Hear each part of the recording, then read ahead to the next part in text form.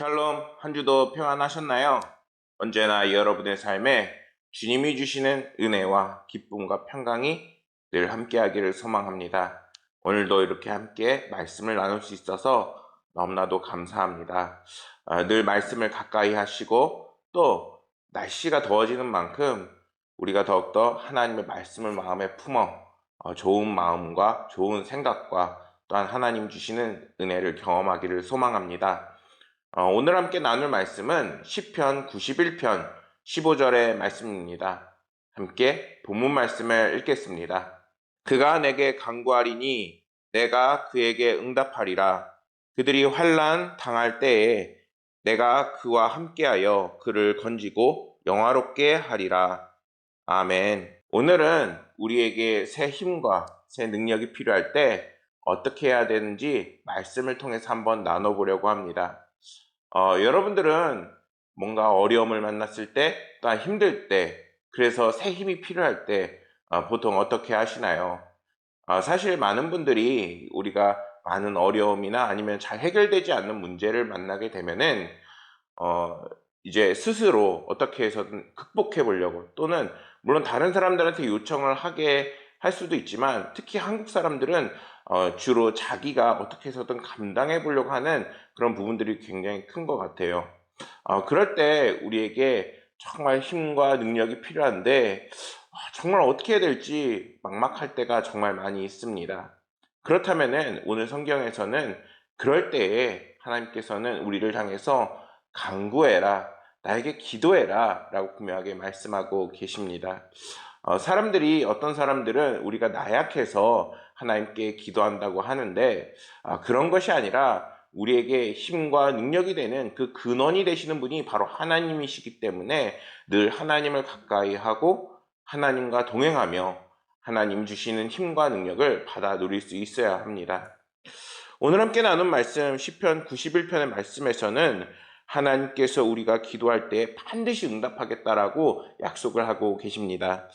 성경은 우리가 하나님께 기도할 때 간구하다라는 그러한 표현을 사용하고 있는데, 이 간구하다란 말에는 부르다, 외치다 라는 그 의미가 포함되어 있습니다. 다시 말해서 하나님의 이름을 부른다는 것은 하나님의 도움을 요청한다는 것을 의미하는 것이죠. 이것은 절대 우리가 창피해 한다거나 아니면 머뭇거리거나 아니면 내가 할 일 다 하고 그리고 안 될 때 하나님한테 간다, 이런 것이 아닌 거예요. 이제는 우리가 고민이 있을 때, 문제를 만났을 때, 뭔가 해결되지 않는 일이 있을 때, 그때 반드시 하나님 앞에 부르짖고 외칠 수 있는 그러한 용기와 그리고 다가감이 있어야 합니다. 이러한 말씀은 하나님의 도우심을 구할 때 하나님의 이름을 간절히 부르짖고 간구하는 모습을 우리가 분명하게 인지할 수 있습니다. 그렇게 우리가 간절히 하나님께 부르짖을 때 하나님께서는 내가 응답하겠다라고 말씀하고 계십니다. 그런데 이러한 우리의 기도에는 몇 가지 조건이 필요합니다. 첫 번째는 시편 66편 18절 말씀을 보면 내가 나의 마음에 죄악을 품었더라면 주께서 듣지 아니하시리라, 이렇게 말씀합니다. 뭐라고요? 내 안에 죄악이 있다면 하나님께 듣지 않으신다는 거예요. 그러니까 우리가 기도할 때 하나님 앞에 먼저 회개를 할 수 있어야 되는 거예요. 회개를 할 때 하나님께서는 우리의 죄와 죄악을 다 씻은 듯이 사해 주시고, 그리고 이제는 우리의 모든 요청과 필요를 이제 하나님께서 들어주시게 되어 있는 것입니다. 두 번째로는 잠언 28장 9절에 이렇게 말씀합니다. 사람이 귀를 돌려 율법을 듣지 아니하면 그의 기도도 가증하니라. 그러니까 하나님의 말씀을 우리가 지금 말씀을 나누고 있죠. 이렇게 말씀을 듣고 말씀을 들었어요. 그러면은 그 말씀을 통해서 이제는 그래, 내가 이제 하나님의 말씀을 돌아가야지. 그렇구나, 내가 하나님의 말씀에 비추어 보아 내가 그 말씀을 따라 살지 않았구나. 이제는 하나님의 말씀을 귀중하게 여기고 그 말씀을 따라 기도해야지. 그러니까 그 말씀을 따라 사는 삶이 되어야 되는 것입니다. 세 번째로는 야고보서 4장 3절 이렇게 말씀합니다. 구하여도 받지 못하면 정욕으로 쓰려고 잘못 구하기 때문이라. 사실 하나님께서 이 부분에 대해서는 우리가 때로는 필요와 그 다음에 욕심을 따라 기도할 때 하나님께서 아주 초신자의 경우, 정말 기도의 그 기적이 보여져야 그 믿음이 생기는 경우에는 가끔씩 우리에게 손쉽게 기도 응답이 빨리 될 수도 있습니다. 그런데 하나님께서는 그러한 기도보다는 우리가 정말 하나님 앞에 그의 나라와 그의 의를 구할 때, 또 하나님의 뜻이 정말 우리의 삶 가운데 일어나길 원할 때에 반드시 그 기도에 응답하시게 되어 있습니다. 그래서 하나님께서 응답하신다 하는 기도는 이제는 죄악을 품지 않고, 그리고 율법을 지키고, 그리고 하나님의 영광을 위해서 열심히 애쓸 때에 하나님께서는 그 기도에 응답을 하신다는 겁니다. 그런데 이러한 것을 우리가 다 생각하면서 살 수는 없잖아요. 그렇다면 어떻게 우리가 하나님 앞에 기도를 하는 것이 이런 다양한 것들을 바로 채울 수 있을까요?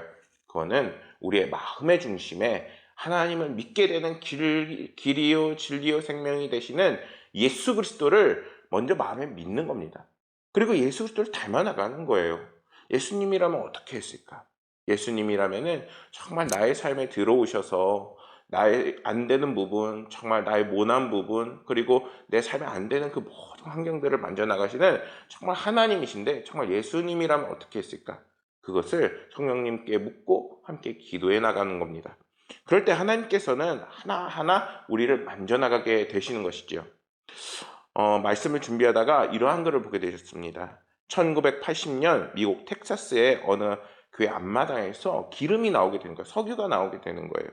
그런데 갑작스럽게 부자가 된 이 교회는 이제 교회 총회를 열어서 유전의 그 소유권을 그 유전이 나오기 전에 교회에 등록한 사람들만 그 인정해주는 그러한 총회를 열게 됩니다. 그래서 이제는 그 교회는 새로운 성도를 안 받아들이는 거예요. 자신들의 욕심을 채우기 위해서요. 결국에는 그들의 신앙생활에 문제가 생기고 결국 해체가 되게 됩니다. 이와 비슷한 예로 중세의 한 교황이 이제 성 베드로 성당을 둘러보면서 유명한 신학자 토마스 아퀴나스에게 이런 얘기를 했다고 합니다. 토마스, 이제 우리는 은과 금은 없거니와 궁색하게 말하지는 않아도 된다네. 그러자 이 아퀴나스가 이렇게 얘기합니다. 맞습니다. 하지만 나사렛 예수의 이름으로 일어나 걸어라는 말도 못하게 되고 말았습니다. 이렇게 얘기를 했다고 합니다. 그러니까 우리의 삶에 정말 예수님이 들어오시게 되면은 우리의 삶에 있는 간절한 기도 제목들, 그리고 내 삶에 해결되지 않는 문제들이 서서히 해결되게 되어 있다는 거예요. 만약에 우리가 물질의 어려움을 겪고 있다? 그것도 하나님 앞에 내려놓기를 소망합니다. 하나님께서 당장에 뭔가 금방망이 나와라, 은방망이 나와라, 이건 아니지만 하나님께서 그러한 어려움을 헤쳐나갈 수 있는 지혜를 주시고 능력을 주시고 세임을 더해 주시게 되어 있는 것이죠. 하나님께서는 그렇게 예수님으로 인해서 건짐을 받는 사람들을 어떻게 하신다? 영화롭게 하신다라고 오늘 말씀에서 이야기하고 있습니다.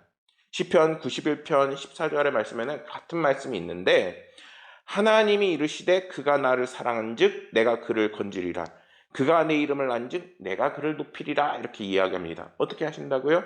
건지고 높이리라. 사랑하는 여러분, 오늘도 정말 주님을 사랑하시길 소망합니다. 주님을 사랑하고 또한 그분을 위해서 살고 또한 믿음의 고백 위에 우리의 삶을 쌓아나갈 때 하나님께서는 우리의 삶에 있는 모든 어려움들을 만져주시고 또한 도와주시고 또한 함께하게 되어 있습니다. 하나님 앞에 모든 문제를 맡기시고 또한 모든 어려움들을 잘 새 힘을 얻고 새 능력을 얻어 잘 극복해 나가시는 모든 성도님들과 또한 새 힘을 누리시는 우리 모든 성도들이 되기를 간절히 소망합니다. 감사합니다.